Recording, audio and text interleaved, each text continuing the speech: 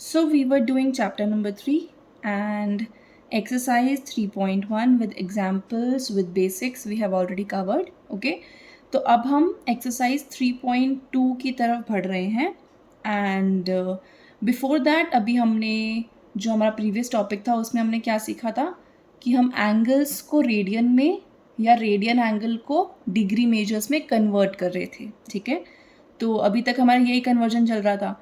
अब हम main basic topic जो हमारा चैप्टर का नाम है ट्रिग्नोमेट्रिक फंक्शंस, उस टॉपिक को स्टार्ट करने वाले हैं कि ट्रिग्नोमेट्रिक फंक्शंस कैसे बनते हैं, क्या होते हैं, है ना. तो वो टॉपिक अब स्टार्ट होएगा. ठीक है, चलो. So trigonometric functions. In class 10th we have already studied about trigonometric functions for acute angles as the ratio of sides of right angle triangle. We now extend the definition of trigonometric ratios to any angle in terms of radian measure and study them as trigonometric functions. देखो, ये कुछ नहीं कह रहे, ये बोल रहा है कि आप ऑलरेडी पढ़ के आए हो ट्रिग्नोमेट्रिक रेशियोज. यू रिमेंबर जब आप लोग कोई भी गिवन राइट एंगल ट्राइंगल होता था उसमें हम साइन को क्या बोलते थे, sine theta is equals to p upon h, cos theta is equals to b upon h, है ना. तो वो हम रेशियोज में लिखते थे, तो उसको ही बोलते हैं हम ट्रिग्नोमेट्रिक रेशियोज, है ना. तो यही कह रहा है कि आपने ट्रिग्नोमेट्रिक रेशियोज तो आपने पढ़ लिए हैं क्लास 10th में ही.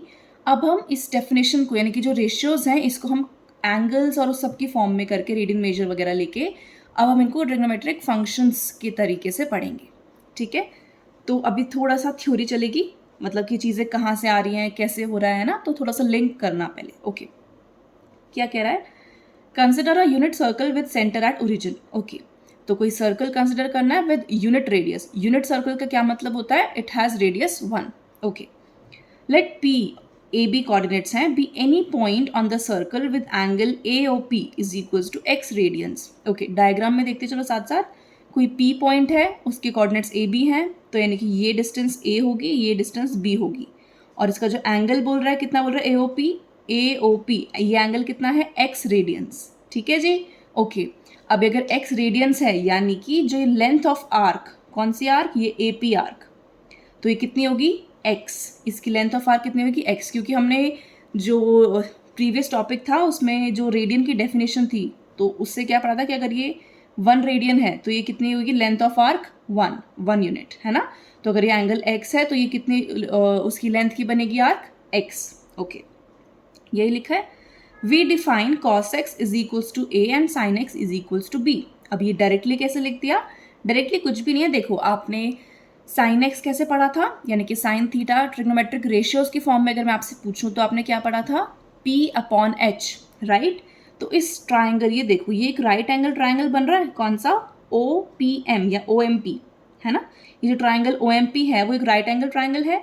अब इसमें देखो, यानी कि ये एक्स है तो ये 90 डिग्री बन रहा है ऑब्वियसली, तो ये बेस हो गया, ये perpendicular and this is hypotenuse. Okay, तो साइन एक्स क्या हो जाएगा, पी अपॉन एच यानी कि परपेंडिकुलर अपॉन हाइपोटेन्यूज, यानी कि बी अपॉन 1 यानी कि बी, तो इसलिए sine x is equal to b लिखा है. अब कॉस एक्स क्या होता है, बी यानी कि बेस अपॉन हाइपोटेन्यूज, यानी कि बेस कितना है, ए अपॉन 1 विच इज ए.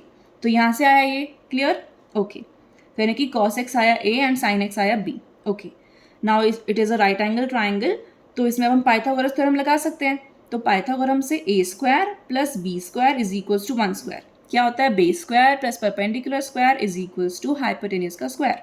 ये क्या होती है, पाइथागोरस थ्योरम. ठीक है. Okay, now this for every point on the unit circle we have A square plus B square is equals to 1. अब ए स्क्वायर क्या था, कॉस एक्स, यानी कि cos x square cos square x plus sine square x is equals to 1.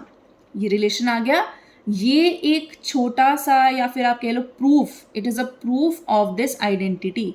आप लोग ये 10th class में learn करते थे एक तरीके से, है ना. कुछ ने आपको प्रूफ भी कराया होगा बट आप मोस्टली लर्न ही करते थे इस आइडेंटिटी को. तो अभी हमने इसका एक छोटा सा प्रूफ भी देख लिया कि ये कहाँ से आया है. ठीक है जी. तो एक तो आपको याद भी रखनी है आइडेंटिटी क्या है, sine square x plus cos square x is equals to 1.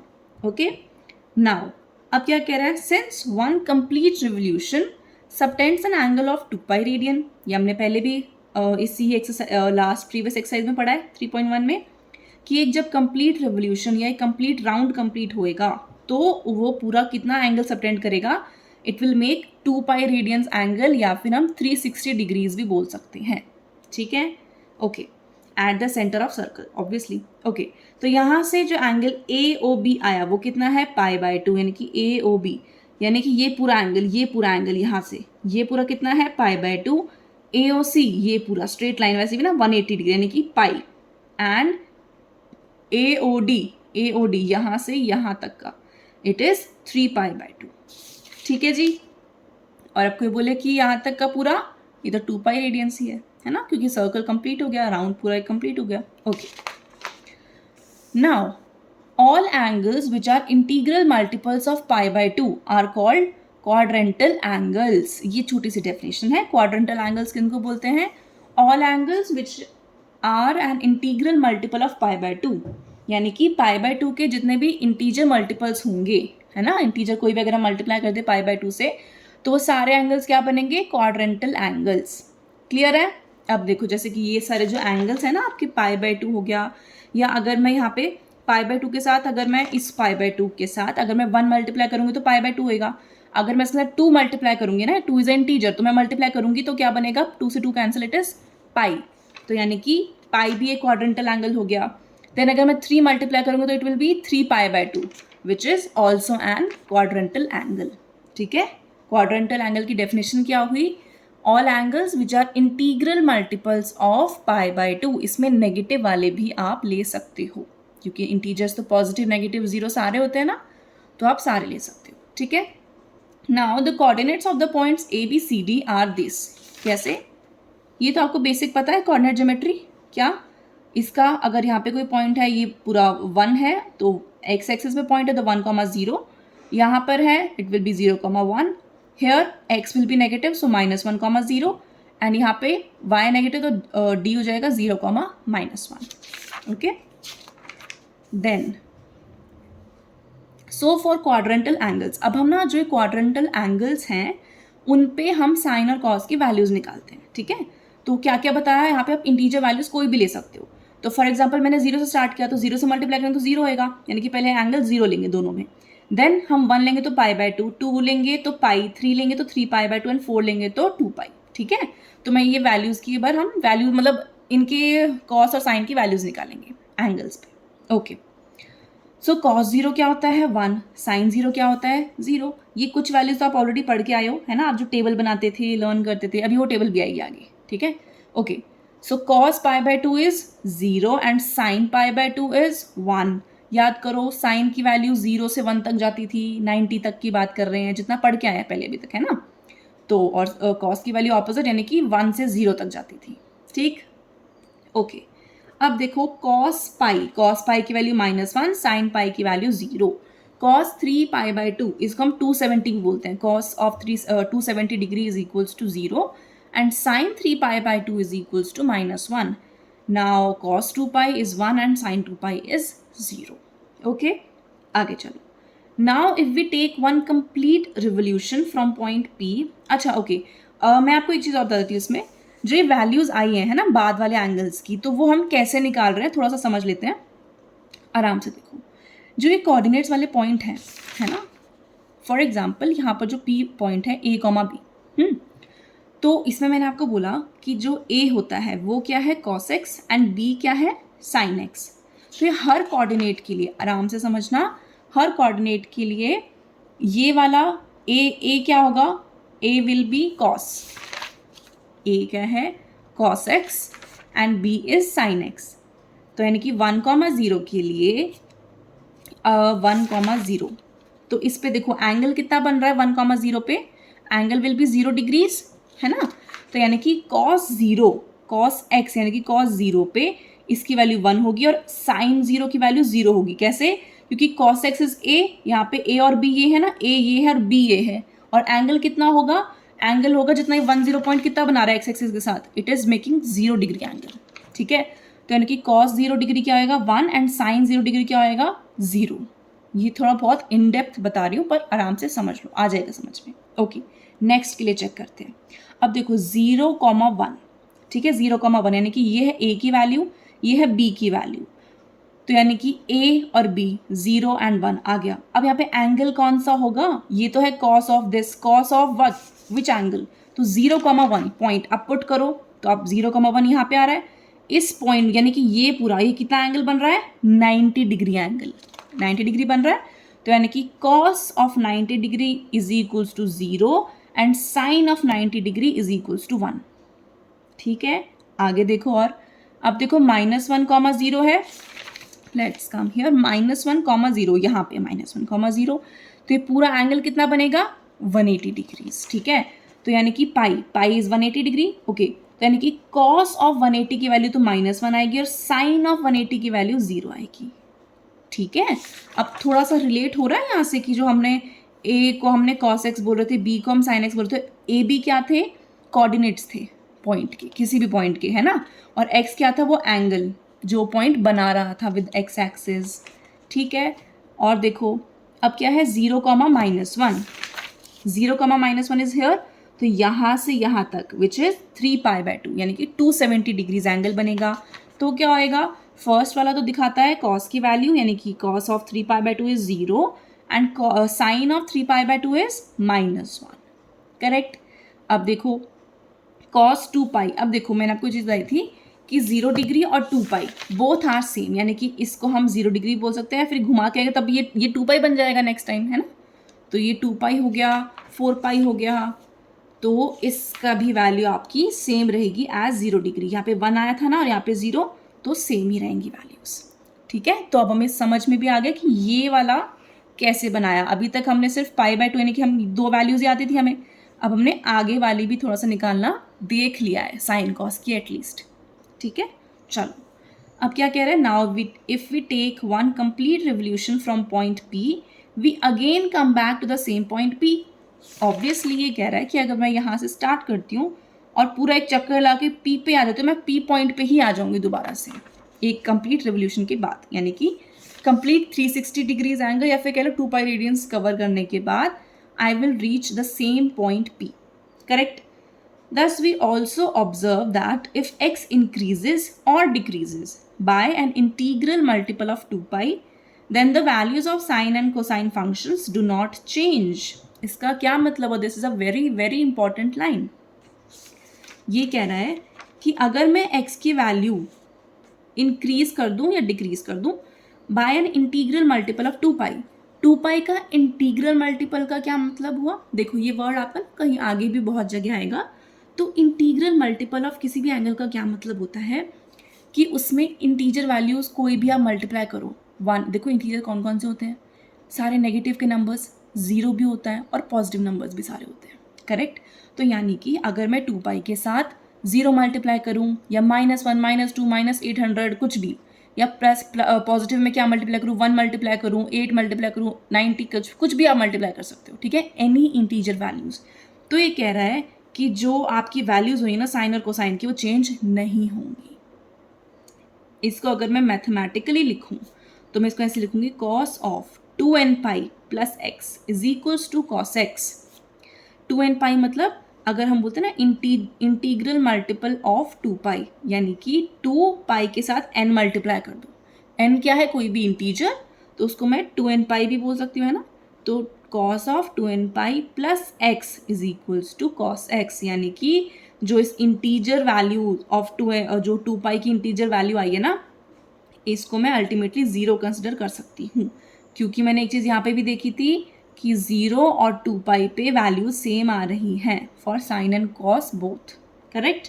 Similarly sine of 2nπ plus x क्या हो जाएगा, sine x for n belongs to integers, n belongs to z। ठीक है, ये चीज़ आपको ध्यान रखनी है कि साइन और कॉस के लिए जो इंटीजर वैल्यूज़ होंगी उन पे वैल्यूज़ उनकी सेम ही रहेंगी, चेंज नहीं होंगी। ठीक, चलो नाउ अब हम अपनी फर्स्ट टॉपिक टाइप चीज़ पढ़ रहे हैं, विच इज़, अब देखो आराम से, further if sine x is equals to 0, अगर साइन एक्स 0, अब देखो साइन एक्स जो है 0 किस किस वैल्यू ऑफ एक्स के लिए आ रहा है, यहाँ से देखें साइन एक्स, ये रहा साइन किस किस लिए कहाँ पे 0 आ रहा है। देखो एक तो यहाँ पे 0 आ रहा है, यहाँ पे आ रहा है और यहाँ पे आ रहा है, उसके लिए x की यानी कि एंगल की वैल्यू क्या क्या आ रही है, 0 डिग्री आ रही है या फिर पाई रेडियंस आ रहा है, फिर 2 पाई आ रहा है, यानी कि 0 पाई एंड 2 पाई, यही वैल्यूज़ पे साइन एक्स 0 हो रहा है। तो मैंने क्या लिखा, 0 0 पे 0 हो रहा है, या प्लस माइनस पाई। अगर आप देखो यहाँ पे अगर आप साइन ऑफ माइनस पाई भी लोगे ना तो वो भी 0 आएगा, ठीक है। तो यानी कि x क्या क्या वैल्यूज ले सकता है, 0 and plus minus pi, plus minus 2 पाई, 3 पाई, यानी कि सारे आ जाएंगे आगे तक के, ओके। यानी कि that is when x is an integral multiple of pi, यानी कि कब कब 0, यानी कि sine x is equal to 0 कब कब हो सकता है, when x is taking the integral multiples of pi, जब x की वैल्यू कोई भी इंटीजर मल्टीपल होगी पाई का, यानी कि n पाई, है ना। इंटीजर को हम कोई भी इंटीजर को हम n से डिनोट कर देते हैं, तो क्या हो जाएगी वैल्यूज़, क्या क्या ले सकता है, n पाई वैल्यूज़, ठीक है। अब देखो यहाँ पे देख भी लेते हैं, तो sine x is equal to 0 implies x क्या होना चाहिए हमारा, n pi, where n belongs to integers, correct. चलो अब cos x is equal to 0 कब कब आ सकता है, चेक करते हैं। कॉस एक्स 0 कहाँ का आ रहा है, यहाँ इन दोनों पे आ रहा है ना। तो यानी कि उस टाइम x क्या है, pi by 2 and 3 pi by 2, यही वैल्यूज आ रही हैं। That is x is equals to, अब देखो माइनस वाले पे भी आएगा, ठीक है, आप चेक कर सकते हो, no problem. If x is equals to plus minus pi by 2, plus minus 3 pi by 2, plus minus 5 pi by 2 and so on, यानी कि cos x वैनिशेज कह लो, या फिर cos x is equals to 0 when x is an odd multiple of pi by 2। आप देख रहे हो ना, पाई बाय 2 हो गया, यानी कि 1 से मल्टीप्लाई किया होगा पाई बाय 2 को, देन पाई बाय 2 को अगर मैं 3 से मल्टीप्लाई करूंगी तब भी इट इज बिकमिंग 0। तो यानी कि पाई बाय 2 के ऑड मल्टीपल्स पे cos x क्या हो रहा है, 0 हो रहा है। This implies cos x is equals to 0 if x is equals to, ये देखो ऑड को हम ऐसे रिप्रेजेंट करते हैं 2n प्लस 1 से, so 2n plus 1 times pi by 2, यानी कि odd multiple of pi by 2 पे it is becoming 0 where n belongs to z। अब इसमें आप n को आप कोई भी इंटीजर पुट करोगे तो आपकी वैल्यूज आती जाएंगी, ठीक है। 0 पुट करके देखें, तो अगर मैं 0 पुट करूंगी तो इट विल बी 0, यानी कि पाई बाय 2, एक तो पाई बाय 2 वैल्यू आ गई, देन क्या आएगी, मान लो 1 पुट कर लेती हूँ, तो 1 2 प्लस 1 3, यानी कि 3 पाई बाय 2 भी वैल्यू आ गई, है ना। इन सब पे 0 आ रहा है ऑब्वियसली। तो हमने क्या किया, हमने ना जनरलाइज कर दिया रिजल्ट को, ठीक है। तो अब ये 2 पॉइंट्स हैं जो आपको याद होने चाहिए, पता होने चाहिए, हमने समझ लिया है, ठीक है। हमें पता चल गया कि चीज़ें आ कहाँ से रही हैं, बट अल्टीमेटली आपकी रिजल्ट्स याद होने चाहिए, ठीक है। तो साइन एक्स 0 कब आ रहा है, हर एक पाई के मल्टीपल पे, where n belongs to z, यानी कि x is equals to n pi, उस पर साइन एक्स 0 होगा। cos x 0 कब होगा, ऑड मल्टीपल ऑफ पाई नहीं, पाई बाय 2, ठीक है। So 2n plus 1 into pi by 2 where n belongs to z, okay जी। चलो अब बाकियों को कैसे पता चलेगा, we now define other trigonometric functions in terms of sine and cosine. अब ये तो पता चल गया, अब इनकी जगह पे हम साइन कोसाइन, अब सबको ऑब्वियसली हम सारे जो ट्रिग्नोमेट्रिक रेशियोज हैं उनको हम साइन कोसाइन में ब्रेक कर सकते हैं ना, तो उसकी हेल्प से we will find out. Cosec x क्या होता है, it is the reciprocal of sine x. सो ये कब, इसके लिए x जो है should not be equals to n pi where n belongs to z। अब देखो इसका जो डिनोमिनेटर है वो डिफाइन होना चाहिए ना, ऑब्वियसली साइन एक्स 0 तो कभी नहीं हो सकता। साइन एक्स 0 कहाँ होता है, when x is equals to n pi, तो यानी कि अगर x not equals to n pi होगा तो इट विल बी डिफाइंड, यानी कि cos x is defined if x is not equals to n pi, correct. Similarly सारे हैं, सीकेंट x क्या होता है, 1 अपॉन cos x। अब cos x कब, अब ये चीज़ जो है ये sec x वो डिफाइन कब नहीं होगी, जब cos x अगर 0 हो जाएगा तो डिफाइन नहीं होएगा ना, डिनोमिनेटर में 0 नहीं आना चाहिए, इन शॉर्ट, ठीक है। तो cos x 0 कहाँ पे होता है, जब ये odd multiple of pi by 2 होगा, यानी कि इसको डिफाइन होने के लिए x should not be equals to 2n plus 1 into pi by 2, ठीक। tan x sin x upon cos x, rule वही है, डिनोमिनेटर में 0 नहीं बनना चाहिए, तो कब नहीं बनेगा, when x is not equals to odd multiple of pi by 2। then cot x is equals to tan x के लिए था, cot x के लिए cos x upon sin x, so it is defined when sin x is not equals to 0, यानी कि x is not equals to n pi, ठीक है। आपने ये 2 चीज़ें याद करी, उससे आपका ये सारी चीज़ें आ जाएंगी, करेक्ट। चलो we have shown that for all real x sine square x plus cos square x is equals to 1। ये हमने फॉर्मूला डिराइव कर दिया था फर्स्ट पेज पे यहाँ पे इससे। ओके तो इससे हम और दो फॉर्मूलाज डिराइव कर सकते हैं which is 1 plus tan square x is equals to secant square x and 1 plus cot square x is equals to cosecant square x. अब ये तीनों फॉर्मूलाज आप लोग क्लास 10th में पढ़ के आए हैं, ठीक है, तो हम इस पर ज़्यादा डिस्कस नहीं करेंगे। मैं आपको छोटा सा तरीका याद करने का इन दोनों फॉर्मूलाज को बता देती हूँ। अगर आपको इस फॉर्म में याद है वेल एंड गुड है, अगर आपको फॉर्मूलाज याद नहीं है तो मैं एक छोटा सा ट्रिक बता देती हूँ आपको। तो देखो फर्स्ट देखो sine square x plus cos square x is equals to 1, वो तो आपको अब याद होना चाहिए प्रॉपरली, ठीक है। अब इनमें क्या कन्फ्यूजन होती है कि कौन सा पहले 1 प्लस किसके साथ है क्या नहीं है, तो उसके लिए आप ऐसे देखो, बाकी देखो साइन स्क्वायर और कॉस स्क्वायर हो गए, ओके, उसके बाद 4 बचे, तो 4 में रिलेशन देखना क्या होगा। तो अब आप ये देखो दोनों सी वाले कौन कौन से हैं। अब कौन कौन से बच गए, एक तो कोसिकेंट और एक कोटेंजेंट, यानी कि कॉट और कॉसेक बच गए। अब स्पेलिंग किसकी बड़ी है, कॉसेक। ये सिर्फ ट्रिक है, मतलब समझ रहे हो, सिर्फ याद करने के लिए बता रही हूँ, इसका कोई लॉजिक नहीं है। ओके तो कॉसेक की स्पेलिंग बड़ी है ना, तो यानी कि आप कॉसेक स्क्वायर पहले लिखोगे फिर बड़े में से छोटा माइनस करोगे ऑब्वियसली, तो cosec square x minus cot square x is equals to 1, ठीक है। यहाँ पे ऐसे देखो कि इक्वल्स टू 1 दोनों साइड रखना ही रखना है आपको, क्योंकि फर्स्ट फॉर्मूला में भी इक्वल टू 1 था, तो इधर चीज़ इस बार माइनस हुई, क्यों, क्योंकि दोनों एक तो सी वाले हैं, फिर इसकी स्पेलिंग बड़ी है, बड़ी में से छोटे का स्क्वायर माइनस करेंगे, इट इज इक्वल्स टू 1। याद हुआ कैसे, cosec square x minus cot square x is equals to 1। Similarly अब यहाँ पे क्योंकि कॉसेक स्क्वायर एक्स आया था, तो इसी के सिमिलरली क्या होएगा, सेक स्क्वायर एक्स माइनस ये अब कॉट था यहाँ पे, तो यहाँ पे क्या हो जाएगा, tan square x is equals to 1, ठीक है। तो ये दोनों फॉर्मूलाज भी आप इस तरीके से याद कर सकते हो, cosec square x minus cot square x is equals to 1 and sec square x minus tan square x is equals to 1, correct? Okay, now one more familiar thing which is this table। आप लोगों ने पाई by 2 तक तो आप यहाँ तक तो पढ़ के आए हो क्लास 10 में, है ना, तो यहाँ तक तो यू नो वेरी वेल, और आगे की जो वैल्यूज़ है वो मैंने आपको अभी बता दी थी उससे, ये अभी आपको बताया ना मैंने, ये वाली वैल्यूज़, ठीक है, तो वही बस यहाँ पे पुट करी हैं। और टैन के लिए कैसे निकालोगे, साइन अपॉन कॉस, तो this upon this will be 0 and this upon this is not defined, क्यों, क्योंकि 1 यानी कि -1 अपॉन 0, अगर 0 डिनोमिनेटर में आता है then the thing becomes not defined, okay, and similarly for this, okay.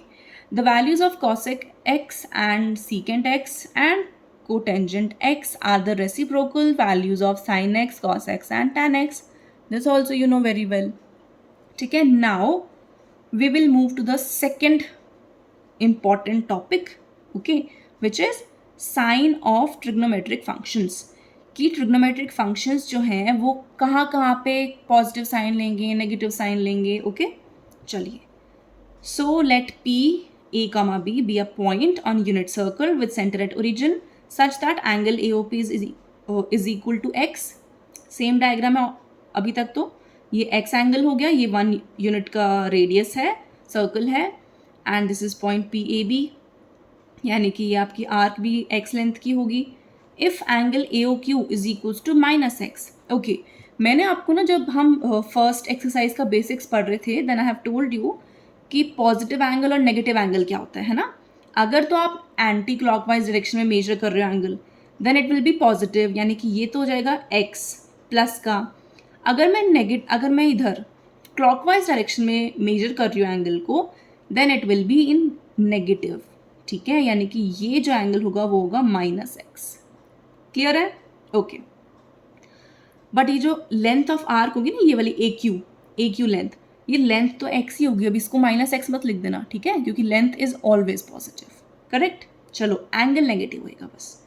Then coordinates of point Q will be, अब Q कौन से कोऑर्डिनेट, ये फोर्थ वाले इसमें ना, तो Q के कोऑर्डिनेट्स क्या हो जाएंगे, यहाँ पे A तो positive and B is negative, यानी कि A, -B कोऑर्डिनेट्स हो जाएंगे। Therefore cos of -x is equals to cos x and sin of -x is equals to -sin x, ठीक है जी। तो हमारा यहाँ से ये चीज़ भी आ गई। अब ये चीज़ कैसे आई है, देखो A ए क्या होता है हमने पहले पढ़ा था ना, तो ए क्या होता है कॉस एक्स और बी क्या होता है साइन एक्स। तो यानी कि यहाँ ये तो हमारे क्लियर हो गया। ओके, अब हम क्यू पॉइंट के लिए देखते हैं। क्यू के लिए ए क्या है सिमिलरली कॉस एक्स, ठीक है, एंड बी क्या है हमारा साइन एक्स। तो यानी कि ये तो होगा नेगेटिव में और ये आएगा पॉजिटिव, यानी कि कॉस का कुछ भी लेंगे तो पॉजिटिव आएगा, साइन का लेंगे तो वो नेगेटिव आ जाएगा। तो यही हमने लिखा है, अगर नेगेटिव एंगल भी लेंगे तो वो पॉजिटिव ही रहेगा और अगर इसका नेगेटिव लेंगे तो माइनस का बाहर आ जाएगा। ठीक है, ये अब आगे थोड़ा सा और डिटेल में पढ़ेंगे, अभी इतना ध्यान मत दो, कोई बात नहीं आ रहा, इट्स ओके, आगे समझ में आ जाएगा। चलो अब क्या कह रहे हैं, since for every point P on the unit circle A lies between -1 and 1 and B lies between -1 and 1। कैसे, देखो ए जो है आपने इसको लिया था A, this is your A, ये आपकी A डिस्टेंस है ना। तो A की मैक्सिमम वैल्यू कितनी हो सकती है भाई, मैक्सिमम प्लस में A यहाँ तक हो सकता है और ये कितना है यहाँ तक 1 यूनिट, 1 वैल्यू है ना, क्योंकि this is the radius full, तो यानी कि मैक्सिमम इसकी यहाँ तक वैल्यू हो सकती है। ओके, नेगेटिव में कहाँ तक हो सकती है, यहीं तक हो सकती है, सिर्फ A की वैल्यू की बात कर रही हूँ मैं अभी, तो वो -1 तक हो सकती है। तो यही कह रहा है कि जो A की वैल्यूज़ है, यानी कि A की मैक्सिमम और मिनिमम वैल्यू कितनी हो सकती है, -1 and 1। सिमिलरली B क्या है आपकी, ये डिस्टेंस है ना, तो ये डिस्टेंस अब पॉजिटिव में कितनी हो सकती है, मैक्सिमम 1 हो सकती है और नेगेटिव में कितनी हो सकती है, -1। ठीक है, तो B भी आपका ये आएगा। अब A क्या था cos x, B क्या था sin x, तो we have -1 less than equals to cos x less than equal to 1 and sin x lies between -1 and 1 for all x। ठीक है, ये चीज़ थोड़ा ध्यान से देखो, ये आगे काम आएगी। Okay, now in first quadrant, okay, अब जो हमारा ये सिस्टम पूरा है, कोऑर्डिनेट जो आप जो एक्सिस वो लेते हो ना ये सारा, तो इसमें 4 क्वाड्रेंट्स बनते हैं हमारे, which is the first quadrant, second quadrant, third quadrant and fourth quadrant. ठीक है, फर्स्ट क्वाड्रेंट आपका कहाँ से कहाँ तक होता है, 0 से π/2। 0 is here, π/2, then 3π/2, sorry 0 π/2, it is pi, है ना, pi 180 degrees, pi, then 3π/2 and 2π, correct.